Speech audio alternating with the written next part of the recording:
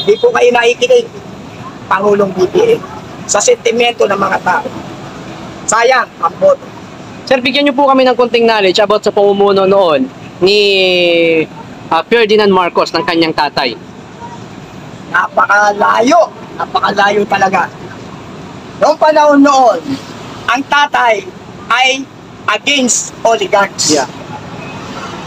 Ayaw po ng tatay na may mga nagdidikta sa kanya na mga mayayamang negosyante.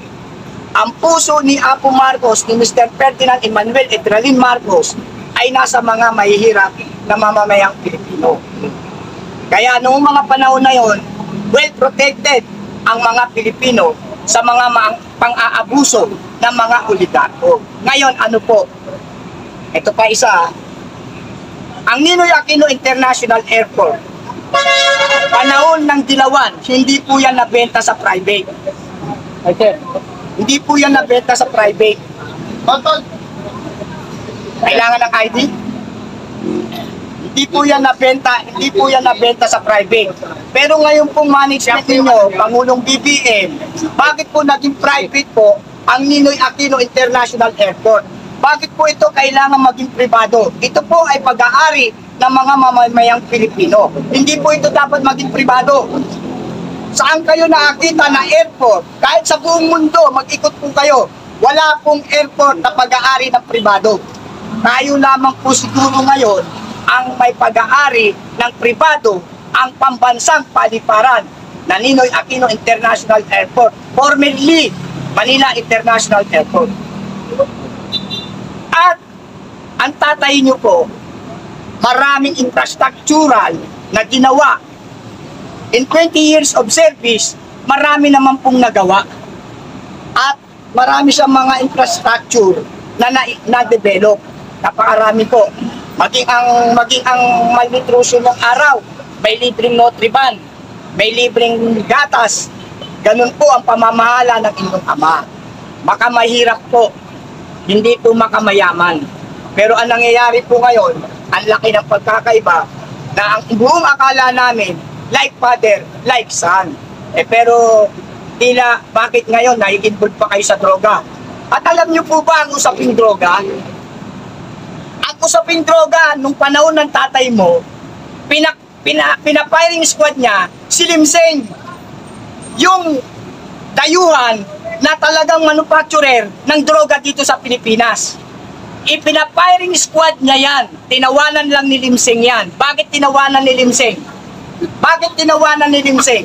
Kasi nga, dahil sa dami ng pera niya, sa dami ng kwarta niya, akala niya, mapabribe niya ang government noon. Ang mga PCINP nung araw, Metrocom, mga CIS, mga maprinsipyo, may puso ang pagtatrabaho, hindi kayang suhulan ng kahit na sino. Kaya tinatawanan ng ni Limseng habang tinatali siya at siya'y babarilin, nakatawa lang siya dahil in last 2 minutes, ini-expect niya, mapabribe niya ang Marcos government. Yung tatay mo, hindi ngayon ha, nung Marcos government ni Apo.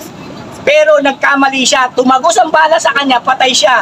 Ganyang katindi ang peace and order at ang pagpapairal ng batas ng tatay mo. You are weak. Thank you. Thank you. Ha? Hindi kayo politik.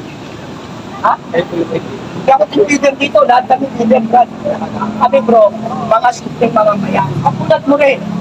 Tutusin nga. Puto ka rin pangat. Pwede mo po rin, walang problema yun. Kaya pinandilos na SS po ID. Pero walang ditong bawal sa ginagawa namin talaga. Okay lang. May freedom of speech tayo. As first bill of right, Article 3. At lang. Pangalan lang ha. Hindi naman masama. Walang problema yun. Karapatan nyo yan, sir. Hindi ako lumalabag sa batas. Karapatan nyo yan at ako'y natutuwa dahil nandiyan kayo. To maintain the peace and order. Ginagampanan nyo ang trabaho nyo. We are not against for peace. Yes, ang galing. Sir, thank you.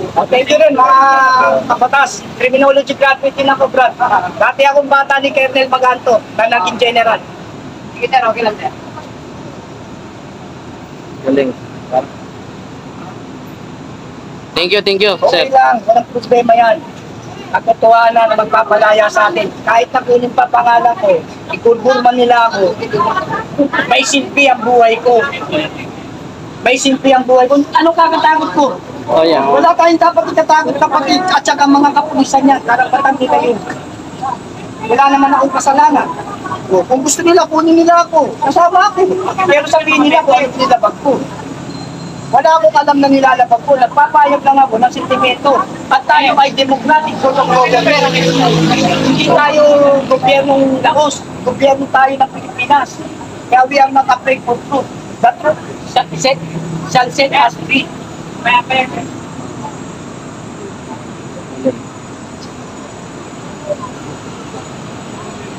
Galing ng ano, galing ng ano.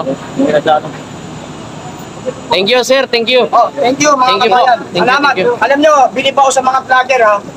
I appreciate lahat ng vlogger, kaya nga ako laging naabangan ni Teroy. Teroy 26, follow ko po, Yeah. subscribe nyo. Lagi ako nakikita niya kasi sa pagtitipon ng katotohanan. Actually, hindi, itong sinasabi nilang rally, mali kasi yung ginamit na term. Yeah. Hindi po kasi dapat term dito rally. This is a People's Assembly. Yan po ang nasa batas. Nasa Constitution po. Wala pong mini-mention sa Constitution na rally. Ang rally kasi kinatatakutan yan eh. Bakit kamo? Di ba yung mga traditional rallista, sila baba, mga manggugulo, may mga molotov, may mga banner, may mga EPG na sinusunog. Hindi po kami ganon. Hindi po kami traditional rallista. Kami po ay mga simpleng mamamayan, mga mamamayang Pilipino na nagpapahayag lamang ng sentimento at ng pagkadisgayado sa nangyayari ngayon. At that is our right. Karapatan po namin yan.